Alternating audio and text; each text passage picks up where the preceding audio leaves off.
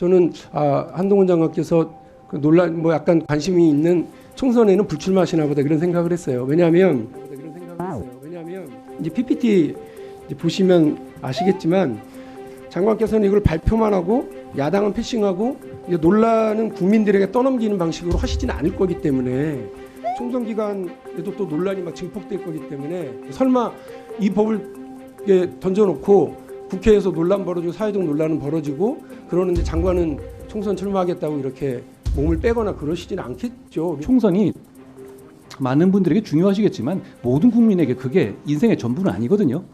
저에게도 마찬가지입니다. 지금 그것 때문에 할 일을 안 한다? 그럼 총선이 이렇게 남아 있었으면 중요한 법 준비된 건 안 올립니까? 해야죠. 지금까지 우리의 법무장관님께 질의드리겠습니다. 그저께 한국형 제시카법에 대한 이제 입법 예고 발표가 있으셨고요. 직접 설명을 하셨습니다. 저는 이 법에 대해서 필요한 법이고 또 동시에 논란이 있는 제도다 이렇게 규정을 합니다. 사회적 합의가 매우 필수적이고요. 저도 그렇게 생각합니다. 어제 그래서 법무부와 저희 의원실 간의 입장문 발표를 통해서 약간의 논쟁이 있었고 또 확인될 건 확인을 좀 했다고 생각합니다. 발표 전에 입법 예고 전에 국회와 특히나 여당 야당 각각에게 협의 과정이 좀 적극적이었으면 좋겠다 했는데 확인을 해보니까 이제 국장님이 6일 전에 가서 이렇게 그 여당의 정책위 의장 또 우리 간사 또 김도 위원장 설명하셨고 법안을 내신 우리 권순승 의원에게 이제 확인했다, 이제 협의했다 이렇게는 되었습니다. 보통 이럴 때 보면 여당과 정부가 같이 이렇게 중요한 사안에 대해서는 같이 협의하고 정책위 의장이 주도적으로 이제 여당에서 발표하는 전례들이 저희 때는 있어서 저희가 여당일 때는 있어서 이렇게 중요하고 사회적 논란이 있는 법안인데 장관이 직접 발표를 하시는구나. 근데 그 정도로면 충분한 협의다라고 여당에서 그런다면 저는 더 이상 언급하지는 않겠습니다만 야당에도 정책위 의장이 있고 또 우리 소병철 간사님도 있고 우리 야당의 의원님들도 법사위에서 이 부분에 대해서 신중한 논의들을 좀 진행을 해야 될 텐데 야당은 패싱된 거 아니냐라고 하는 아쉬움이 있어요. 이후에라도 우리 법무부에서 적극적으로 이 법안을 어떻게 추진해 나갈 건지 상세한 논의와 또 협의가 좀 진행되기를 기대를 하고요. 하나 이제 질문을 좀 드리겠습니다. 이 제시카법 한국형 제시카법에 의해서 마련될 이제 수용 시설이 있지 않습니까? 기존 시설 예를 들면 이제 갱생보호 시설 이런 것도 포함이 되는 걸로 되어 있습니까? 어제 답을 하시는 걸 보면 이제 검토라고는 표현을 하셨더라고요. 근데 새로운 시설일지 갱생보호 시설을 활용할 건지에 대해서는 구체적으로 답은 안 하시고 사실 이게 논란이 되면 제도가 제대로 정립되기 어렵다, 법안 통과가 어렵다 이런 말씀을 이제 하셨던 걸로 제가 들었습니다. 그냥 그렇게 이해하고 있으면 됩니까? 먼저 입법 과정에 대해서는 저희가 다른 정부 입법에 비해서보다 오히려 더 철저히 했다는 왜냐하면 작년부터 제가 하겠다고 한 거죠. 왜냐하면 그런 거고 정부 입법을 야당과 미리 괜찮다고 그러면 상관없어요. 아니요 야당하고도 정부 입법을 의원님한테 미리 허락받지는 않죠. 그러니까 저로서는 적 없고요. 협의해달라고 말씀드렸습니다. 어차피 국회에서 논의할 거기 때문에 그렇고요. 지금부터 시작입니다. 그리고 답변 아직 제가 여기에 이제 김기현, 윤재혁 그 두 대표와 원내대표 지역에도 갱생보호 시설이 있어요. 그러니까 이거를 그냥 검토 대상이라고 한다 그러면 그 지역에서도 상당히 논란이 있을 텐데 이런 논란은 덮어두고 제도부터 만들면 된다라고 하는 인식은 좀 곤란하지 않냐 싶습니다. 필요성과 논란은 같이 가는 거거든요. 화장장 시설에 대해서 사회적 필요성은 모두가 공감하지만 그게 내 지역에 들어서는 경우 사회적 논란이 상당히 벌어지는 거 보셨을 테고 생활동반자법에 대해서도 2014년에 발의하고 2020년에 여가부 찬반 조사 결과까지 있다. 지난번에 상정할 때 말씀드렸더니 우리 장관께서는 아직도 사회적 합의가 이루어지지 않았다. 이렇게 이야기를 하시면서 이 법에 대해서 약간 걱정스럽거나 우려를 얘기하신 적이 있습니다. 마찬가지입니다. 이 제도가 필요하다고 해서 논란은 떼고 필요성만 주장하고 간다? 적절치 않을 것 같고 장관께서 이거를 직접 아까 말씀드린 것처럼 여당이 주도해서 발표하거나 이렇게 하는 것이 아니라 장관께서 직접 발표를 하시길래 저는 한동훈 장관께서 그 논란 약간 관심이 있는 총선에는 불출마하시나 보다 그런 생각을 했어요. 왜냐하면 이제 PPT 이제 보시면 아시겠지만 장관이 이렇게 하시겠다고 하는 건 임기 내에 진행하시겠다라고 하는 걸 텐데 이게 지금 남은 입법 예고에서 국회 제출까지 최소 기간만 따져도 94일입니다.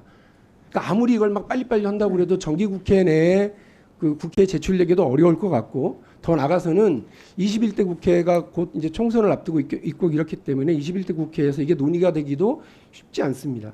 그러니까 장관께서는 이걸 발표만 하고 야당은 패싱하고 이제 논란은 국민들에게 떠넘기는 방식으로 하시지는 않을 거기 때문에, 총선 기간에도 또 논란이 막 증폭될 거기 때문에 당연히 이거를 내가 발표하고 내가 책임지고 내 임기 안에 이걸 모든 사회적 논란과 이런 것도 잘 조정해 나가면서 가겠다, 이런 의지로 저는 생각을 했어요. 설마 이 법을 던져놓고 국회에서 논란 벌어지고 사회적 논란은 벌어지고 그러는데 장관은 총선 출마하겠다고 이렇게 몸을 빼거나 그러시지는 않겠죠, 이런 생각을 했습니다. 그래서 다시 한번 장관께 부탁을 드리는데, 이 법을 직접 설명하시고 또 사회적 논란이 있는 걸 아시고 계시니까 적극적으로 여당 야당 특히 법사위원들에게는 적극적으로 좀 설명을 해주시고, 여러 이견들이 아마 존재할 거예요. 그 이견들을 조정해 나가는 것들도 다시 좀 해주시면 고맙겠습니다. 예, 장관님 답변하십시오. 주십시오. 예. 이 법에 대해 설명할 기회를 주셔서 고맙습니다.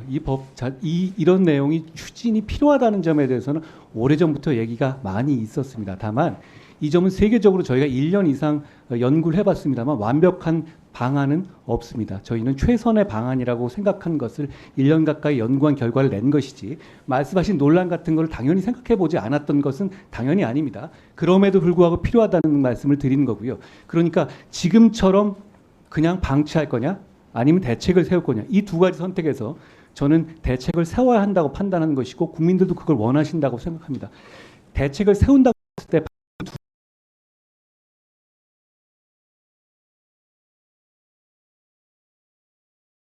아니면 어떤 특정 지역 밖으로 추방하거나 방식인데, 둘 다 해당 지역이라든가 이런 부분의 반발 문제는 어느 나라나 있고 우리도 있을 겁니다.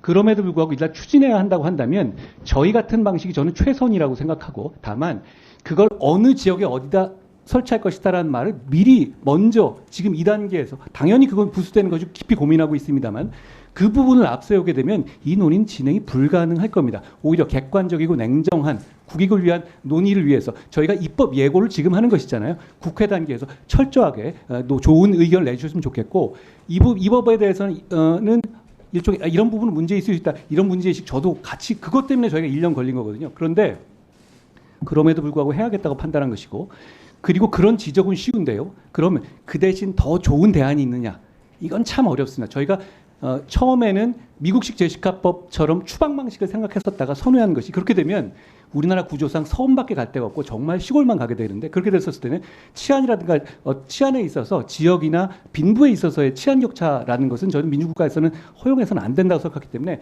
저희가 거주지를 지정해서 국가의 책임성을 높여 더 잘 관리하겠다는 방안이 합리적이라고 판단한 것입니다. 만점짜리라고 생각하지는 않는데요. 저희가 입법 예고에서도 충분히 좋은 의견 들을 것이고, 국회 논의 과정에서 좋은 의견 내주셨으면 충분히 수용할 것이라는 말씀. 제가 보기에 여기 문제점이라든가 이점이라는 건 박영준 의원과 제가 생각이 같을 것 같아요. 그런데 저희가 이걸 넘어서는 다른 방안을 찾지는 못했습니다. 현재까지는요. 앞으로 더 논의가 있으면 좋겠다는 말씀을 드리고요. 그리고 그 1년 동안에 저희가 갑자기 탁 낸 게 아니라, 제가 대통령 업무보고에서 이거 하겠다고 말씀드린 거거든요. 연초에. 그동안에 굉장히 많은 이 고민을 해봤습니다. 그렇지만 지금으로서는 이게 최선의 방안이라는 말씀을 드린 겁니다.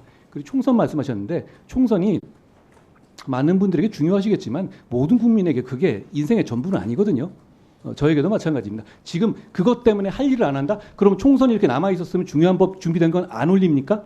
해야죠. 지금까지 우리의 법제 시스템은 그렇게 운영되어 왔고, 저희는 준비된 정책을 최선을 다해서 설명드릴 것이라는 말씀드립니다. 한 가지만 말씀드리자면, 이걸 지금까지 안 해온 거는 여러 가지 리스크는 있어요. 위원님 저 말씀하신 것처럼 이게 무슨 소위 말하는 인기 끌만한 내용은 아니에요. 오히려 싫어하시는 분들 입장에서는 굉장히 반대하실 수 있는 문제고, 그렇기 때문에 방치해 왔을 겁니다. 이 문제 의식을 가지지 않았던 게 아니라.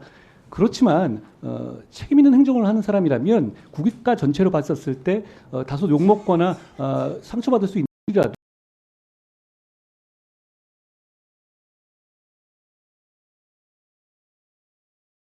말씀드린 것이고 그리고 그 문제에 대해서 책임 있게 진행하기 위해서 제가 직접 설명드린 것이라는 말씀을 드립니다. 이 진행 과정에서는 저희 여당과는 이게 1년 가까이 된 제도이기 때문에 여러 가지 말씀을 그동안에 많이 나눠왔습니다. 그리고 이 문제는 여야의 문제가 아니라 어제 보니까 민주당 소속인 화성시장께서도 환영 입장을 내셨거든요. 상황에 따라서는 굉장히 다른 많은 의견이 있을 겁니다. 앞으로 입법을 추진하는 과정에서 박 의원님 비롯한 좋은 의견을 좀 많이 들을 수 있도록 저희가 마음을 열고 논의하겠습니다.